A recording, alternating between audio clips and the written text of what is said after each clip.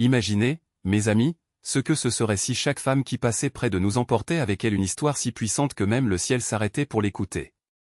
Nous ne parlons pas d'histoires simples, mais de voyages qui défient le destin et redéfinissent ce que signifie être humain.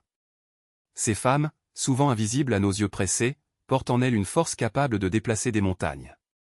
Pensez au courage de Miss Flaff, un personnage que le monde du divertissement a tenté de qualifier de simple distraction, mais dont l'existence était un cri de résistance. Elle n'était pas seulement un nom sur des affiches ou un visage sur des écrans, elle était la preuve vivante que la dignité ne se négocie pas, même lorsque le système tente de réduire une personne à néant. Et qu'en est-il d'Iman Ahmed, autrefois considérée comme la femme la plus lourde de la planète? Son combat n'était pas seulement contre son poids, mais contre un monde qui insiste pour mesurer la valeur des gens à leur apparence.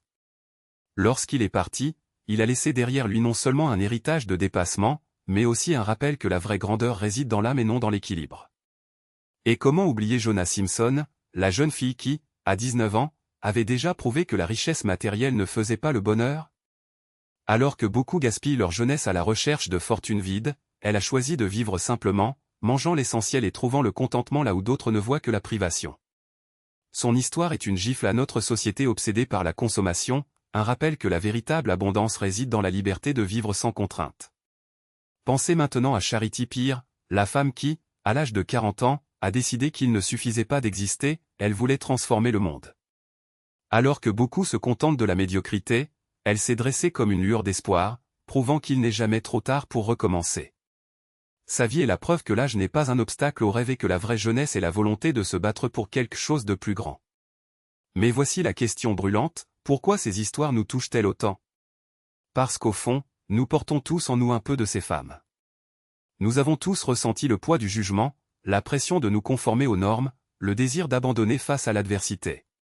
Ce ne sont pas des exceptions, ce sont des miroirs.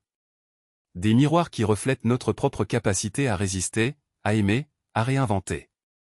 Et le plus incroyable, c'est que ces récits ne proviennent pas uniquement du passé.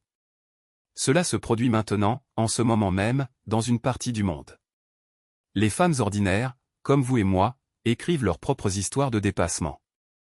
C'est peut-être la voisine qui a élevé seule ses enfants, la collègue qui est retournée aux études après 50 ans, ou encore cet ami qui, contre toute attente, a trouvé la force de recommencer. Qu'est-ce qui nous empêche alors d'être protagonistes de nos propres vies? Pourquoi laissons-nous la peur, la honte ou l'insécurité dicter nos mesures? Ces femmes n'avaient rien d'autre qu'elles-mêmes et c'était précisément ce qui les rendait invincibles.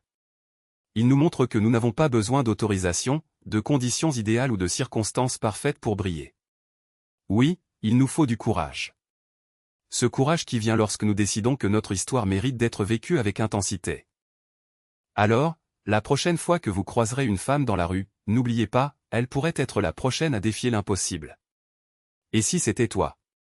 Pourquoi ne pas être le prochain à prouver que les limites n'existent que pour être franchies?